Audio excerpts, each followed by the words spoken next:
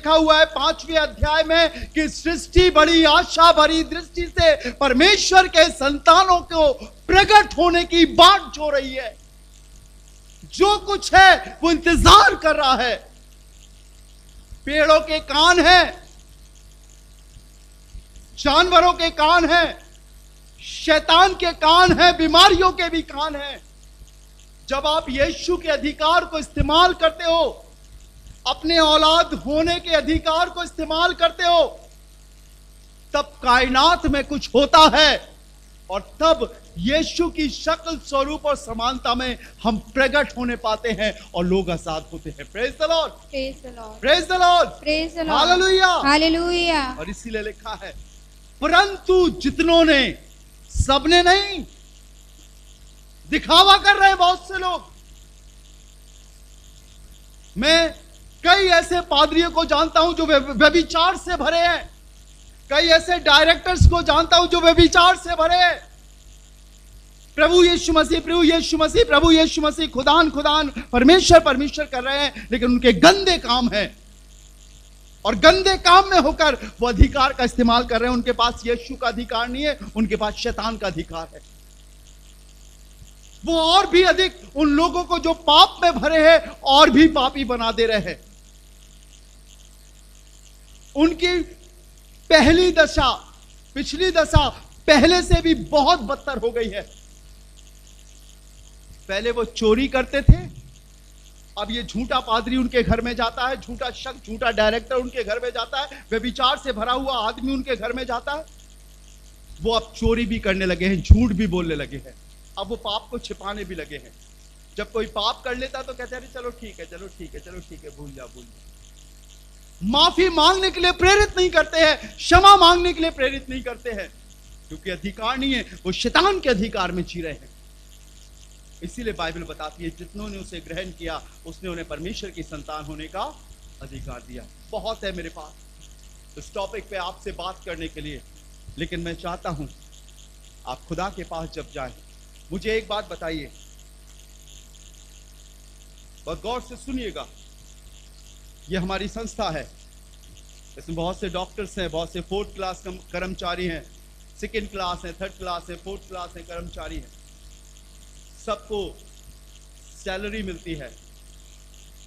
झाड़ू लगाने वाले को अलग, इंजेक्शन लगाने वाले को अलग, साफ सफाई करने वाले को अलग, डॉक्टर्स को अलग। लेकिन जिसकी ये संस्था है उसे कौन सैलरी देता है? बताइए, उसे कौन देता है?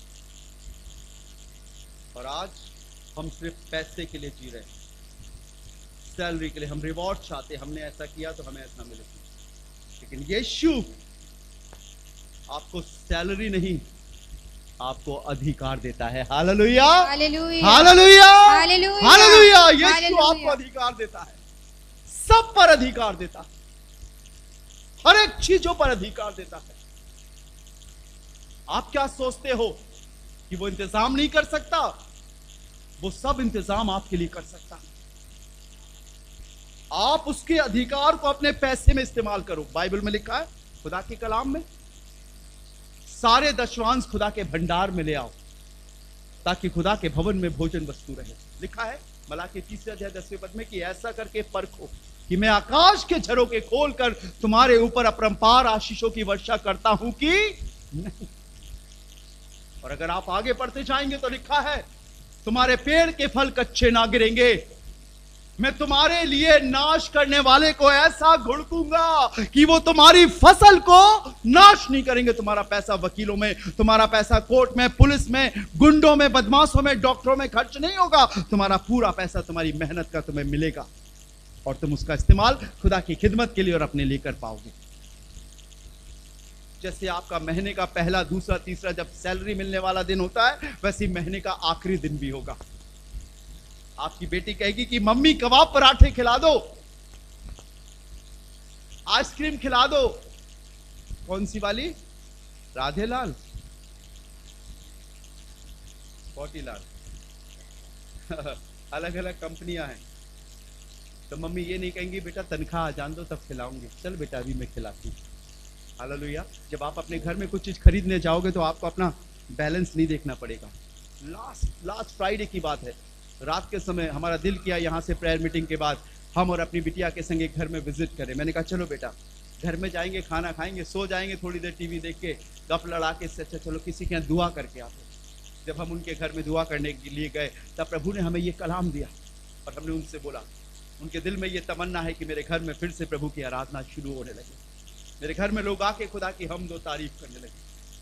और वो चाहते थे कि एक जगह को तैयार करें, लेकिन जब उन्होंने बजट देखा तो मिस्त्री ने बड़ा सा बजट बता दिया उनको। तो मैंने उनसे कहा ये मत देखें कि कितना खर्चा लग रहा है, आप ये देखें कि आप किसका काम कर रहे हैं।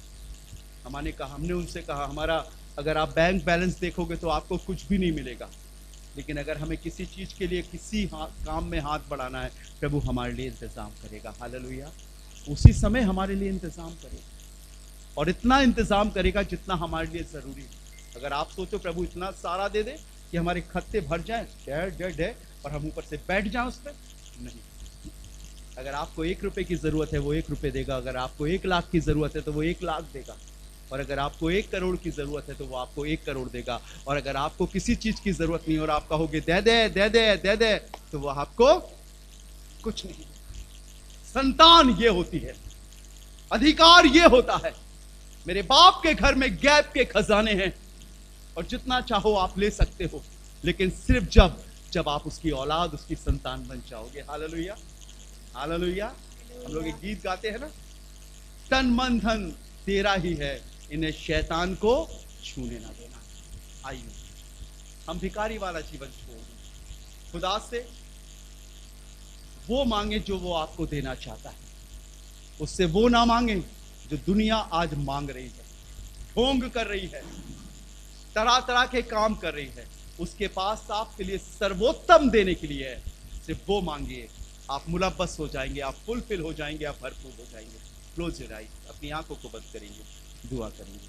राजाओं के राजा, प्रभु के प्रभु, आज की इस बेहतरीन सुबह में मैं धन्यवाद देता हूं तेरे बेटे और बेटियों के लिए खुदावन, और उन लोगों के लिए जो इस समय ऑनलाइन प्रभु तेरे कलाम को सुन रहे हैं, तेरे हाथों में सौंपता हूं। प्रभु भिखारी सी जिंदगी इनके जीवन से हटा दे, ये अपने राइट्स को, अपने अधिकार को पहचाने की ये क्या। और अगर किसी ने एसाव की तरह प्रभु चंद लालच में कुछ रुपयों के बदली, कुछ खाने के बदली, कुछ अभिलाषाओं और ऐशो आराम के बदली उस अधिकार को लूज कर दिया, उस राइट्स को खो दिया है प्रभु, आज प्रार्थना करता हूं यीशु फिर से मिले, इन्हें पश्चाताप का मन दे, तौबा का मन दे, कि प्रभु ये माफी मांगे और आपके नाम के द्वारा फिर से इन्हें वो अधिकार मिल सके। तेरे वचन में लिखा है जब वो चला गया अपने बाप के घर से तो उसने सब कुछ गवा दिया, लेकिन जब वो लौटकर अपने पिता के घर में आया तो पिता ने फिर उसे वो अधिकार दिए, हाथों में अंगूठी, पांव में जूते और अच्छे वस्त्र पहनाए। फिर से प्रभु धार्मिकता का वस्त्र ये पहनने पाए, वो अंगूठी, वो अधिकार इन्हें मिल सके, इनके पांव में मोहब्बत के पैगाम के वो जूते हों कि जब ये किसी के घर में जाए तो तेरी मोहब्बत का, तेरी प्यार का बयान कर सके। प्रभु अपने अधिकारों से भर, अपने अधिकारों से भर इन बेटियों को, इन बेटों को, इन बच्चों को प्रभु, इन सुनने वालों को, इन माओं को, इन पिताओं को प्रभु, कि उस अधिकार को ये एहसास करें जो यीशु ने इन्हें दिया। शैतान इनके ताबे है, शैतान इनके अधीन है, शैतान की सारी सामर्थ इनके अधीन है।